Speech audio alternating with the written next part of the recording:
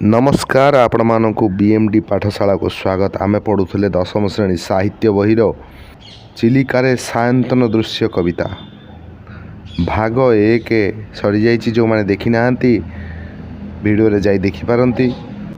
धन्य रथे तुम्भ जन्म शुभ क्षणे मृत्युंजय तुम्भे उत्कल भुवने। धन्य रथे एठारे रथे बोली क्या कहगला कवि सूर्य बलदेव रथ को कहुई।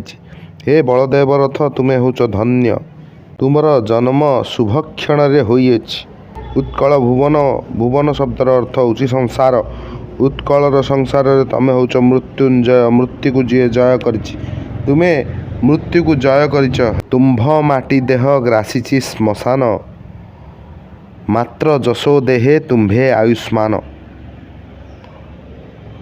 तुम्भ हे बलदेव रथ तुमर देह को ग्रास कर गिली देइछि, मिसई देइछि।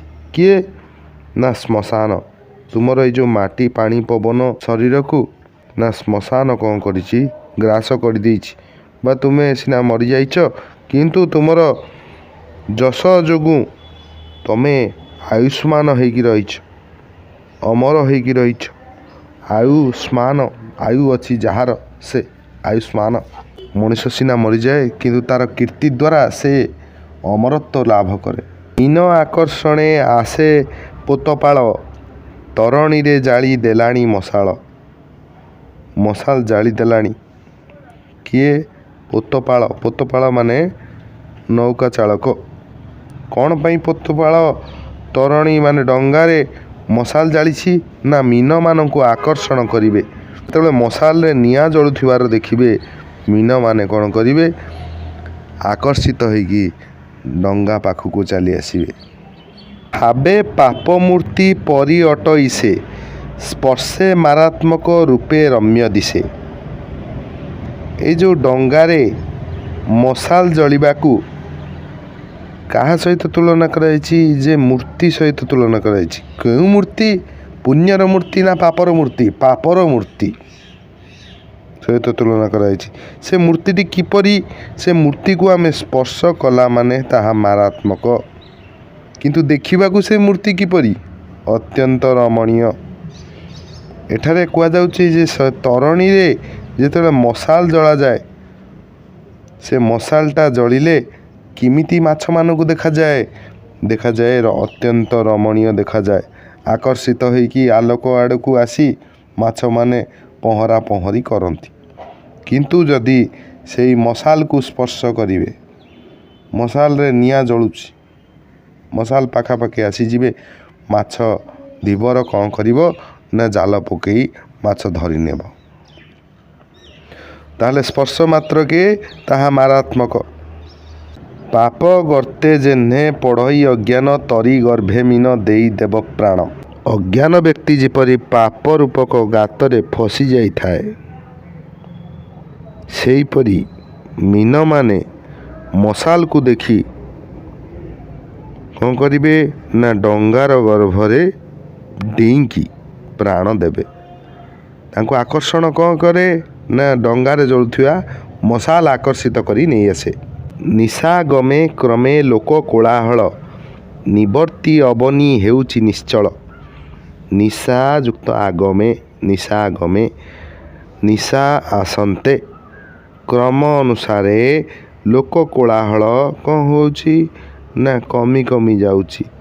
अबनी माने पृथ्वी, पृथ्वी कौन होउची निश्चल माने शांत हो जाउची।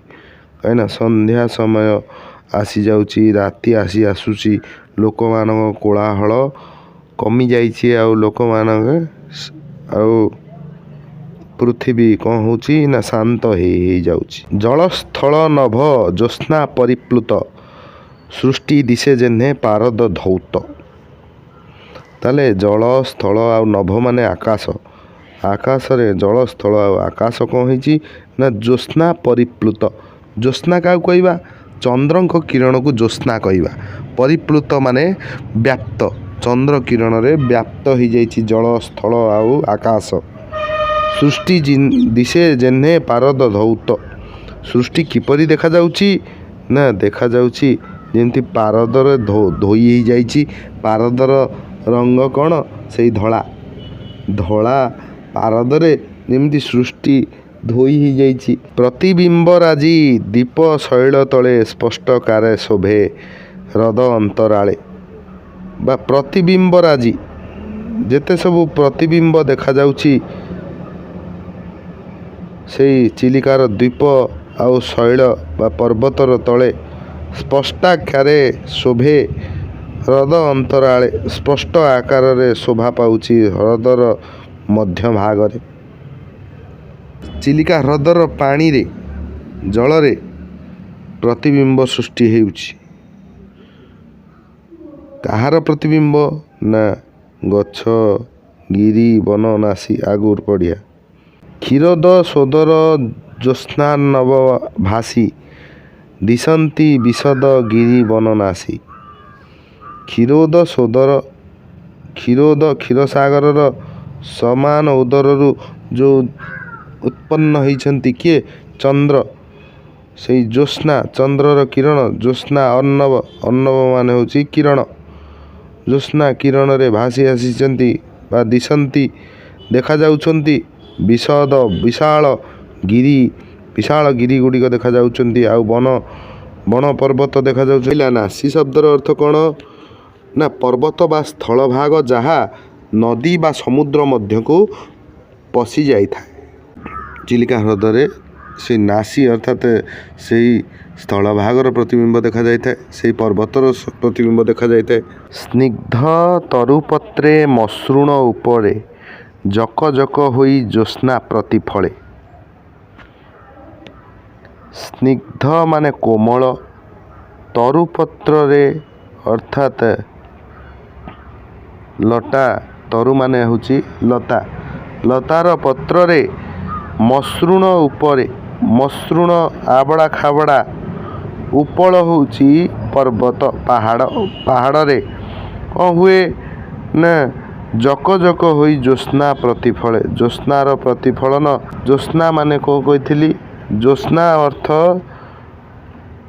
ଜହ୍ନ କିରଣ। ଜହ୍ନ କିରଣର ପ୍ରତିଫଳ, ରିଫ୍ଲେକ୍ସନ୍ ଯାହାକୁ କୁହନ୍ତି, ପ୍ରତିଫଳନ। ଜଳରେ ପଡ଼ି ଜକ ଜକ ହୋଇ କାହା ଉପରେ ପଡ଼େ?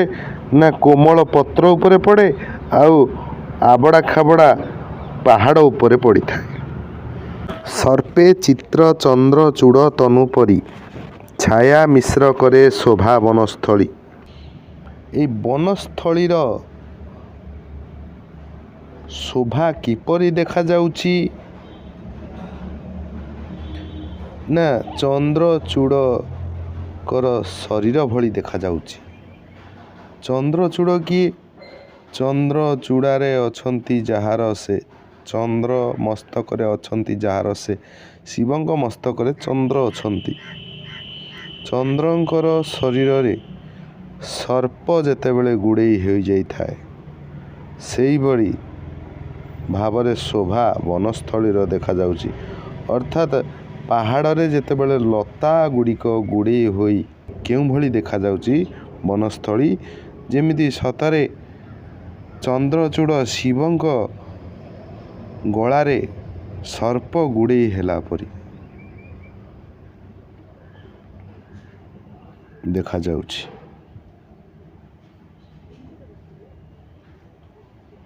ଏଠାରେ ପାହାଡ଼ ଗୁଡ଼ିକୁ ଶିବଙ୍କ ସହିତ ତୁଳନା କରାଯାଇଛି ଆଉ ଲଟାକୁ ସର୍ପ ସହିତ ତୁଳନା କରାଯାଇଛି।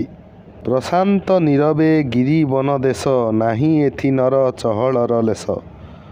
ରାତ୍ରି ଆଗମନ ହୁଅନ୍ତେ, ରାତ୍ରି ଆସିଯାଆନ୍ତେ, ପ୍ରଶାନ୍ତ ଅତ୍ୟନ୍ତ ଶାନ୍ତ ହୋଇଯାଇଛି, ନୀରବ ହୋଇଯାଇଛି। କ'ଣ ନୀରବ ହୋଇଯାଇଛି? ଗିରି, ପର୍ବତ, ବନଦେଶ ସବୁ ନୀରବ ହୋଇଯାଇଛି। ଲୋକମାନେ ନିଶ୍ଚଳ ହୋଇଯାଇଛନ୍ତି। ରାତ୍ରି ଆସିଲେ ସମସ୍ତେ ତାଙ୍କ ଘରକୁ ଚାଲି ଯାଇଛନ୍ତି। ନାହିଁ ଏଠି ନର ଚହଳର ଲେଶ। ଗହଳି ଚହଳି ଆଉ ନାହିଁ। ଲୋକ ଯେଉଁ ପର୍ଯ୍ୟଟକ ଆସନ୍ତି ଚିଲିକା, ସେମାନେ ରାତି ହେଲେ ଘରକୁ ଚାଲିଯାଆନ୍ତି। ଆଉ ଗହଳି ଚହଳି ନାହିଁ। ଶାନ୍ତ ରୂପ। ଦୂର ଝରନାଦ ଝଙ୍କାରି ଝଙ୍କାର କରେ ନିଶିଥିନି ପ୍ରଭାବ ପ୍ରଚାର। ଦୂରରୁ ଝରଣାର ଝରଝର ନାଦ ଆଉ ଝିଙ୍କାରିର ଝଙ୍କାର, ଝିଙ୍କାରି ଯେମିତି ଚିଁ ଚିଁ ଚିଁ ଚିଁ ଶବ୍ଦ କରେ, ଏଇସବୁ ଶବ୍ଦ କ'ଣ କରେ? ନିଶିଥିନୀର ପ୍ରଭାବକୁ ପ୍ରଚାର କରେ। ନିଶିଥିନୀ ଅର୍ଥାତ୍ ରାତ୍ରି, ରାତ୍ରିର ପ୍ରଭାବକୁ ପ୍ରଚାର କରେ। ଅର୍ଥାତ୍ ରାତ୍ରି ଆସିଯାଉଛି ବୋଲି ଜଣାଉଛି କିଏ? ନା ଦୂର ଝରଣାର ଝରଝର ନାଦ ଆଉ ଝିଙ୍କାରୀର ଝଙ୍କାର।